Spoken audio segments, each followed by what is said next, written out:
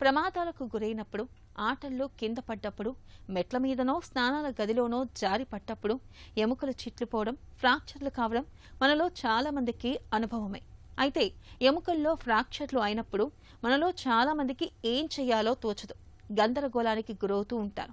ఎముకలు అతుక్కునేందుకంటూ మందులు, మాకులు, ఆకుపసర్లు, నాటుకట్టు కట్టించుకోవడం వంటివి చేస్తూ ఉంటారు. చివరికి అనవసర సమస్యల్ని కొని తెచ్చుకుంటూ ఉంటారు. నిజానికి విరిగిన ఎముక దానంతట అదే అతుక్కుంటూ ఉంటుంది. కాకపోతే విరిగిన ఎముక సజావుగా సవ్యంగా అతుక్కునేందుకు వీలుగా తగిన వైద్య సాయం పొందాలని చెబుతారు డాక్టర్లు. ఫ్రాక్చర్ల గురించిన పూర్తి వివరాల్ని డాక్టర్ని అడిగి ఇప్పుడు తెలుసుకుందాం.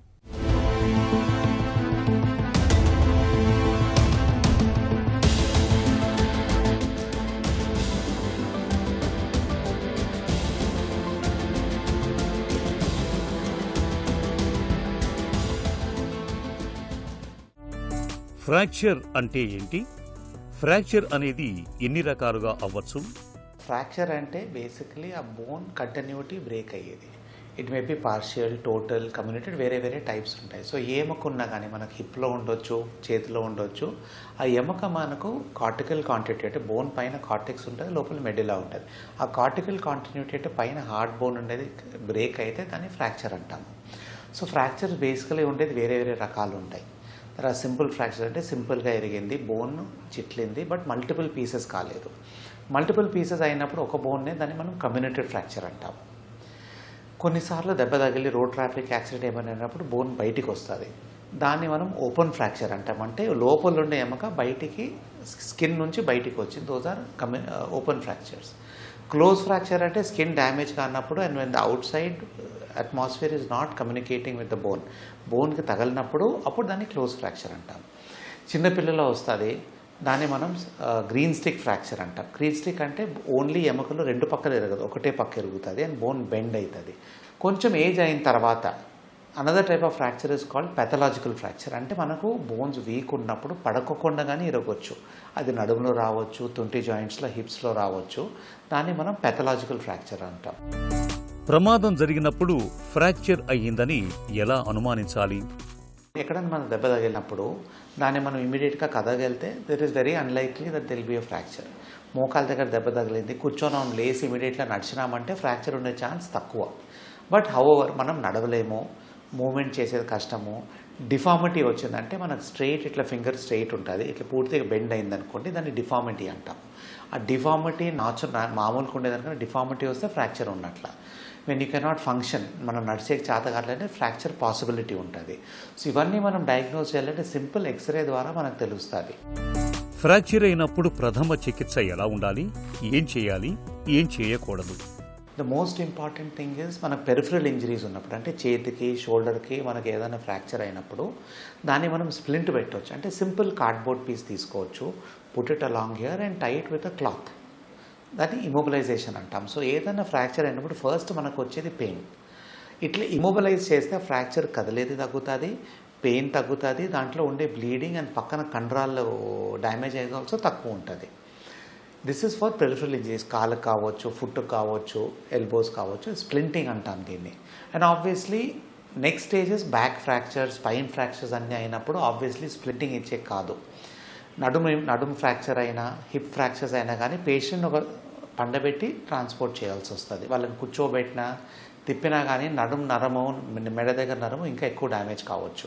Like directly get amount horizontal surface, ambulance పిలిపించి వాళ్ళని అంబులెన్స్లో డైరెక్ట్గా స్ట్రెచ్చర్కి ట్రాన్స్ఫర్ చేసి అక్కడ షిఫ్ట్ చేయాలి. ఫ్రాక్చర్కి ప్లాస్టర్ వేసిన తర్వాత ఎలాంటి జాగ్రత్తలు తీసుకోవాలి? ప్రెజెంట్ డే ఆర్థోపెడిక్స్లో అయితే మనం అనుకునేది ఫ్రాక్చర్ అయినప్పుడు ట్రీట్మెంట్ ఆప్షన్స్ వేరే ఉంటాయి. Plaster as the only option was 40 years back. But last 20-25 years నుంచి చాలా మటుకు ఫ్రాక్చర్స్కి there is a surgical option which అవసరం పడుతుంది. డిపెండింగ్, సింపుల్ ఫ్రాక్చర్స్ ఉన్నప్పుడు బోన్ పక్కకు జరిగినప్పుడు ప్లాస్టర్ వేస్తే సరిపోతుంది. ప్లాస్టర్ వేసినప్పుడు ఆ plaster depending on where it is. మన అప్పర్ లిమ్స్ అయితే యూజువలీ 4 to 6 weeks ప్లాస్టర్ వేస్తాము, లోవర్ లిమ్లో మేబీ అరౌండ్ 6 to 8 weeks వేస్తాం.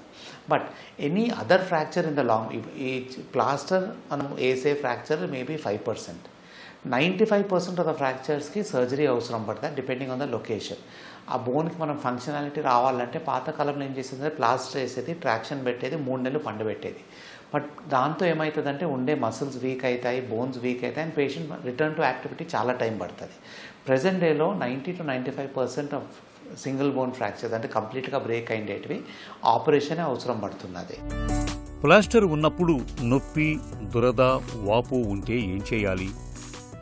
సో నార్మలీ ప్లాస్టర్ ఎప్పుడు వేసినా కానీ డాక్టర్ని మనం ఒక 48 hours లోపల పిలుస్తారు వాళ్ళు, మేము పోయి కలవాలా.